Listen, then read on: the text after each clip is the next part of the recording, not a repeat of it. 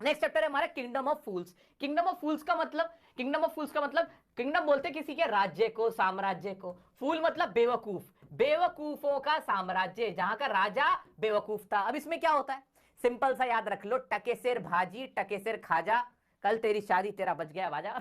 ठीक है, ये गाना तुमने सुना था, हाँ हाँ हाँ, ये उसी की कहानी है। ऐसी कोई कहानी है जहां पे सब कुछ बेवकूफों वाली चीज होती थी। क्या होता था, in the kingdom of fools is an engaging story set in a kingdom ruled by a foolish king. जहां की एक ऐसी स्टोरी है जहां का राजा फूलिश था। One day a saint, saint कौन होता है, एक साधु जी होते हैं, साधु थे, एंड इज डिसाइपल, और उनका शिष्य था, arrive in this strange land, वो इस शहर में, इस राज्य में पहुंच जाते हैं। The saint is surprise to see that the people of the kingdom sleep during the day and work at night. वो बड़े हैरान होते हैं कि वहां रात में लोग काम करते हैं, दिन में सोते हैं, जैसा हम लोग करते हैं। हम भी किंगडम ऑफ फूल्स में ही है शायद। He is also distributed by the fact, he is also disturbed by the fact, वो और डिस्टर्ब हो जाते हैं, that all the food items in the kingdom cost the same, just one Dudu. वो हैरान रह जाते हैं कि हर चीज का जो प्राइस होता है वो एक ही होता है, सेम होता है, एक डुडू। अब कुछ लोग इसको डड्डू बोलते हैं, कुछ डुडू बोलते हैं, जो तुम्हें याद रह जाए वो याद रखना। अब क्या होता है, after analysing this situation the saint realises that this is a kingdom of fools and advises his disciple to leave. वो कहते हैं कि जो गुरुजी होते हैं वो कहते हैं, भाई यहाँ से ना शिष्य, यहाँ से निकल जाओ, ये जगह ठीक नहीं है, बेवकूफों की नगरी है। लेकिन डिसाइपल क्या कहता है, वो मना कर देता है। वो कहता है नहीं नहीं, however the disciple is tempted, उसे लालच आता है by the abundance of cheap food and decided to stay. वो कहता है कि यहाँ पे सस्ता खाना है और बढ़िया है, सब कुछ सस्ता है, रहने की जगह सस्ती है, तो मैं तो यहीं पे रुकूंगा, यहाँ पे सस्ता खाना पीना मिल रहा है, यहाँ पे अच्छे से रहा जा सकता है सस्ते में, तो उसे लालच आ जाता है। लेकिन अब होता क्या है, soon a man comes to the king seeking justice. जो राजा का दरबार होता है, बेवकूफ राजा, उसके दरबार में एक आदमी आता है। वो क्या कहता है, ही claims that his brother who was a thief died when the wall of a rich merchants house collapsed on him. वो कहता है मेरा भाई ना, जो कि चोर है, वो चोरी करने गया था, एक एक जो अमीर व्यापारी है उसके घर पे, वहां ऐसे खोद रहा था, गड्ढा खोद रहा था ताकि चोरी कर ले, जो उसका काम है भाई चोरी करना, कोई गलत थोड़ी कर रहा था, वो कर रहा था, वो पूरी दीवार उसके ऊपर गिर गया, वो मर गया, मुझे इंसाफ दो, इंसाफ दो, इंसाफ दो। अब पहली बात तो ये, कोई भी समझदार होता वो कहता कि your brother was a thief, है ना, वो थीफ था, एंड ही डाइड, और वो मरा भी क्यों था, वाइल स्टीलिंग, वाइल स्टीलिंग या वाइल रॉबिंग, वाइल रॉबिंग किसका हाउस था, वो किसका रॉब कर रहा था, while looting rich merchant house, rich merchant house को वो रॉब कर रहा था। तो तरीके से तो तुम्हें इंसाफ बनता ही नहीं, या brother was a thief himself, वो थीफ था। लेकिन राजा क्या करता है, द मैन डिमांड्स कॉम्पनसेशन, वो आदमी कहता है कि मुझे कॉम्पनसेशन दो। The foolish king does not recognise that a dead person was a criminal. वो ये नहीं देखता फूलिश किंग कि उसका जो जो आदमी मर गया वो खुद ही एक क्रिमिनल था, एंड इंस्टेड उसके बजाय क्या करता है, charges several individuals responsible for the incident. उन लोगों को बुलवाता है, भाई बताओ कौन कौन जिम्मेदार था, आ जाओ। He blames the merchant, the builder of the wall, the dancer whose actions led to the builder constructing a weak wall, and even the goldsmith whose work caused the dancer to be on the street that day. अब वो क्या करता है, वो इन सब लोगों को जिम्मेदार ठहराता है। किसको, एक तो ब्रिकलेयर जिसने घर बनाना, सबसे पहले तो वो उसी को बुलाता है, मर्चेंट को, जो अमीर मर्चेंट जिसकी दीवार गिरी। वो कहता है मेरा कसूर थोड़ी था, जिसने दीवार बनाई थी उसका कसूर था। ब्रिकलेयर को बुलाता है, ब्रिकलेयर कहता है मैं तो सही बना रहा था, एक औरत थी ना वो जो डांस कर रही थी, वो पैरों में घुंघरू पहन के, मैं उसकी वजह से मेरा दिमाग भटकता चला गया और मैं डिस्टर्ब होता गया, मैंने वीक दीवार बना दी। अब वो डांसर के पास जाता है, डांसिंग गर्ल कहती है मेरी गलती नहीं थी, मैंने ना जो जो था ना, जो गोल्ड स्मिथ है, जूलर जो है, जो सुनार है, मैंने इसको ना सामान बनाने के लिए दिया था, ज्वेलरी बनाने के लिए दी थी, इसने मुझे वक्त पे नहीं दिया, टाइम पे नहीं दिया, बार बार मैं चक्कर काटती रही, इस वजह से मुझे टाइम लग गया। अब गोल्ड स्मिथ के को बुलाया जाता है, गोल्ड स्मिथ आता है, सुनार आता है, वो पता है क्या एक्सक्यूज देता है, वो पता है क्या एक्सक्यूज है, कहता है सर आप अमीर लोगों को तो जानते हो, इनको अपना काम पहले कराना होता है, तो ये जो मर्चेंट था ना, ये जो पहला जिसका घर की दीवार खराब हुई थी, टूटी थी, उसने मेरे को नाक में दम दे रखा था, उसका काम कर रहा था मैं। अब दोबारा से जब रिच मर्चेंट आता है, वो पता है क्या कहता है, रिच मर्चेंट कहता है सर मेरी गलती थोड़ी थी, वो सारा जो ऑर्डर दिया था वो तो मेरे पिता ने दिया था, और उसका पिता पहले से ही मर चुका होता है। उसका पिता पहले से मर चुका होता है। अब क्या होती है कहानी, वो देखो अब क्या होती है कहानी, ये मैंने तुम्हें सीक्वेंस बता दिया कि किस किस पे इल्जाम आता है, ठीक है, ये तो सब हो गया। The foolish king does not recognize that the dead person was a criminal and instead charges several individuals responsible for the incident. He blames the merchant, the builder of the wall, the dancer whose actions led to the builder construction a weak wall, and even the goldsmith whose work caused the dancer to be on the street that day. Ultimately, the king decides, king क्या decide करता है, to punish the merchant's deceased father whose property was inherited by the merchant.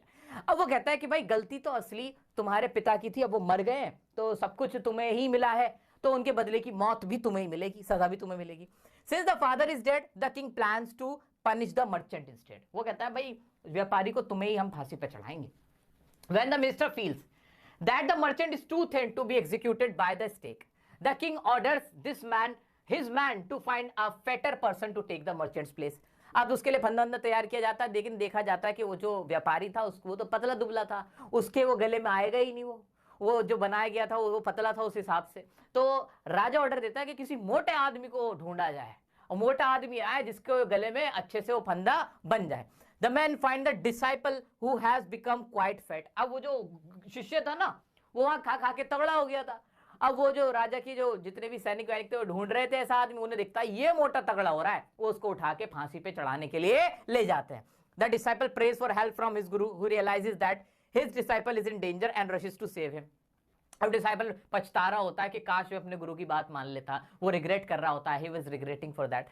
लेकिन उसके गुरु को एकदम से ऐसा लगता है कि मेरा जो शिष्य है वो किसी मुसीबत में है, और वो उसको भागे भागे क्या आ जाते हैं, वो भागे भागे उसको बचाने आ जाते हैं. Using his wisdom and intelligence the guru cleverly आउटविट्स the foolish king. अब क्या होता है, मैं अंदर की बात बताता हूं तुम्हें, अंदर की बात बताता हूं, बड़ी मजेदार कहानी है ये. अब क्या होता है, गुरु सबसे पहले आके तो स्कोल्ड करते हैं. किसको स्कोल्ड करते हैं? अपने डिसाइपल को स्कोल्ड करते हैं कि भाई मैंने तुम्हें समझाया था कि यहाँ पे मत रुको, डोंट स्टे देयर, बट तुमने मेरी बात नहीं मानी. अब आके उसके कान में कुछ बुदबुदाते हैं, एक ना पूरी तकनीक सुझाते हैं. वो ना किंग से कहते हैं और उसके मिनिस्टर से कि ना हमें फांसी चढ़ा दो. वो कहता है कि आप क्यों फांसी चढ़ना चाहते हो? कह रहे नहीं पहले मुझे फांसी चढ़ा दो. कहते नहीं पहले मुझे फांसी चढ़ा दो. कहते हैं ऐसा क्यों, आप क्यों फांसी चढ़ना चाहते हो? कहते नहीं आप मुझसे वादा करो कि आप मुझे पहले डेथ दोगे, मुझे मौत दोगे, तब मैं आपको बताऊंगा. और वो उसे अकेले में ले जाते हैं राजा को, और वहां उससे कहते हैं कि पता है इस वक्त जो मरेगा ना, उसका जब पुनर्जन्म होगा तो वो ना राजा बनेगा, और जो उसके बाद मरेगा वो मिनिस्टर बनेगा. क्या बनेगा? Who will die right now, वो क्या बन जाएगा? Who will be the king, वो क्या बनेगा? किंग होगा. और जो दूसरा नंबर पे बनेगा, जो सेकंड होगा, वो क्या बनेगा? मिनिस्टर बनेगा. तो ये वाली पट्टी पढ़ाते हैं. अब ये बात सुनने के बाद राजा को लालच आ जाता है. राजा सोचता है कि अगले जन्म में भी मैं अपनी जो सत्ता है वो किसी और को क्यों दूं, मैं खुद राजा बन के पैदा होऊंगा दोबारा से. और वो फैसला करता है कि कोई और नहीं मरेगा. छुपते छुपाते वो उनको तो प्रिजन से आजाद करा देता है. किसको? वो जो गुरु होते हैं और शिष्य होते हैं उनको तो वो आजाद करा देता है, और खुद और उसका जो मिनिस्टर होता है वो फांसी चढ़ जाते हैं. जब चील कौओं को उनकी डेड बॉडी दे दी जाती है खाने के लिए, नोचने के लिए, तब वहां देखते हैं लोग कि वो कौन मरा हुआ था. वहां तो राजा और उसका वजीर मरा हुआ था, मिनिस्टर मरा हुआ था. ये पूरा खेल हुआ था, समझ आए? हाँ जी. और उसके बाद क्या होता है, the people of the kingdom, हाँ, using his wisdom and intelligence the guru cleverly outwit के मतलब अपनी जुबान से, अपनी बातों से उन्होंने हरा दिया था. किसको? किंग को. In the end the king and his minister are executed by the stake instead of the guru and his disciple. तो जो ये तो हमने देख ही लिया, पढ़ ही लिया कि जो राजा था और उसका वजीर था उसको, मिनिस्टर को फांसी पे चढ़ा दिया जाता है. The people of the kingdom grateful to the guru beg him to become the new king. अब वहां के लोग उनसे कहते हैं कि सर आप हमारे राजा बन जाएं, जो गुरुजी थे उनसे. While they also request the disciple to be their new minister, और डिसाइपल को कहते हैं तुम हमारे नए मिनिस्टर बन जाओ. The guru agrees to take on the role but only under the condition that the kingdom will run in a sensible and organized way just like other kingdom. गुरुजी कहते हैं ठीक है, लेकिन मेरी शर्त है जो किंगडम होगी वो नॉर्मल वे में होगी जैसे बाकी किंगडम्स होती हैं, तो मैं राजी हो रहा हूं. अदरवाइज क्या कहते हैं, फिर मैं राजी हो रहा हूं. बाकी जो कंडीशन है वो यही रहेगी कि एक ऑर्गेनाइज वे हो, एक सेंसिबल वे हो, जिसमें हमारी पूरी सत्ता चलेगी, पूरा साम्राज्य चलेगा. और इस शर्त पे वो राजी हो जाते हैं. ये थी पूरी कहानी. इस कहानी में जो सबसे बड़ा जो रोल किसी ने प्ले किया, वो किसने किया था? वो जो सेंट थे, जो गुरु थे, उन्होंने सबसे बड़ा रोल प्ले किया था. इनसे बड़ा रोल किसी का नहीं था. अगर ये ना होते, अगर गुरु ना होते, तो फिर उसकी जो डिसाइपल थी उसकी भी जान ना बचती. सो दोस्तों, गुरुजी ने सबसे बड़ी लाइन जो आपको लर्न करनी है, याद रखनी है, वो क्या कही थी कि हु एवर, जो भी went to the stake first, जो पहले फांसी चढ़ेगा, जो वहां पे तख्ते पे लटकेगा, would be born as a king, वो कैसे रीबॉर्न करेगा, एज अ किंग, और जो सेकंड करेगा वो क्या बनेगा, वो क्या बन जाएगा, वो बन जाएगा मिनिस्टर। ये वाली लाइन थी, ये वाली उनकी स्ट्रैटेजी थी जो उन्होंने उसके कान में बुदबुदाया था और ये स्ट्रैटेजी बनाई थी अपने डिसाइपल के साथ मिलके। सो ये इसका क्रक्स है, ये क्या है इसका, ये इसका क्रक्स है पूरी कहानी का, इस पूरे चैप्टर का। ये आपको याद रखना है कि उन्होंने ये चालाकी करी थी, ठीक।